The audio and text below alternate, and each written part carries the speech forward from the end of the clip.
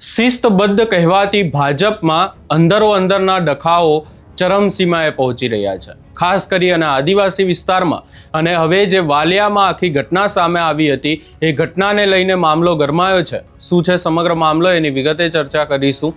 નમસ્કાર, હું છું ઉજ્જવલ અને આપ જોઈ રહ્યા છો નિર્ભય ન્યૂઝ.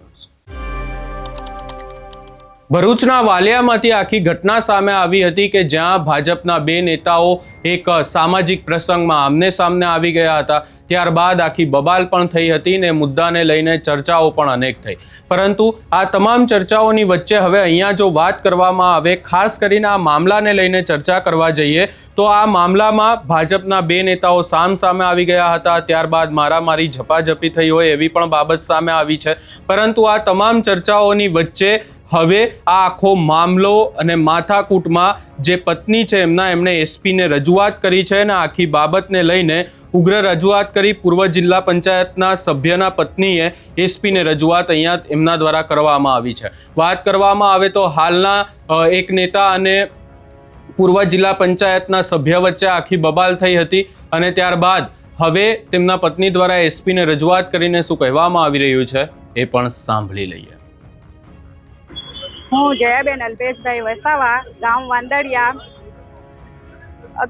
ગત તારીખ 11 તારીખના રોજ જે બનાવ બન્યો હતો મારા ઘરવાળા જોડે, એના વિશે પેલા કમલેશ વસાવાએ જે નિવેદન આપ્યું છે એ કમલેશ વસાવાને હું કહેવા માંગુ છું કે એ મારા ઘરવાળા પીધેલી હાલતમાં હતા તો એ પોલીસ સ્ટેશન કઈ રીતે આવ્યા?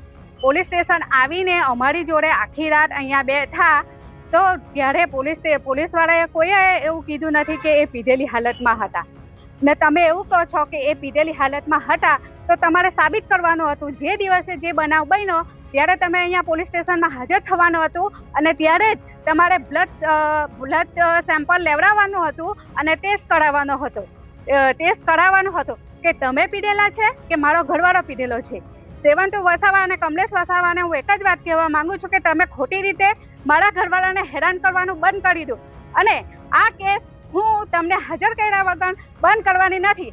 અહીંયા મારું નહીં સાંભળે તો હું આગળ જઈશ. આગળ જઈને પણ આ કેસ ચલાવીશ.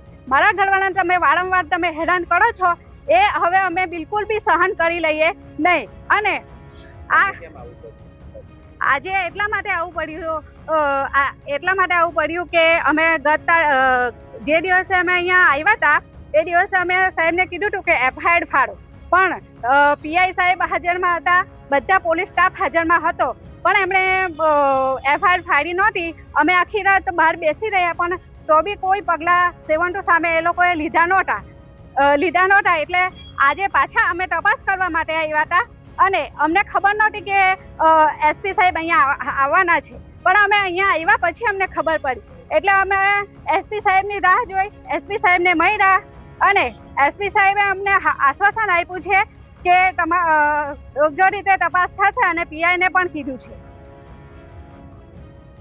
આખા કેસને લઈને જો વધારામાં વાત કરવામાં આવે તો અહીંયા ગાડી આમને સામને આવવાની બાબતને લઈને બબાલ થઈ હતી ને ત્યારબાદ આ બબાલ એટલી બધી ઉગ્ર બની ગઈ હતી કે મારામારી ઝપાઝપી કરવામાં આવી. ત્યારબાદ મામલો પોલીસ સ્ટેશને પહોંચ્યો હતો. બંને સામે એકબીજાની આમને સામને ફરિયાદ પણ નોંધાવી હતી. પરંતુ હવે અહીંયા આજે આખી રજૂઆત કરવા માટે, એસપીની મુલાકાત કરવા માટે આજે વાત કરવામાં આવે તો પૂર્વ જિલ્લા પંચાયતના સભ્યના પત્ની પહોંચ્યા છે. એવો પણ મામલો સામે આવ્યો છે કે દારૂ પીને બબાલ થઈ હતી ને આખો મામલો એટલા માટે જ ઉગ્ર બન્યો હતો. હવે આ આખા કેસમાં પોલીસ દ્વારા શું કહેવામાં આવે છે એ જોવાનું રહેશે. આ સમગ્ર બાબતે તમારો શું અભિપ્રાય છે એ અમને કમેન્ટ કરી જરૂર જણાવશો ને અમારી ચેનલ નિર્ભય ન્યૂઝને લાઇક, શેર, સબસ્ક્રાઇબ કરવાનું ભૂલશો નહીં.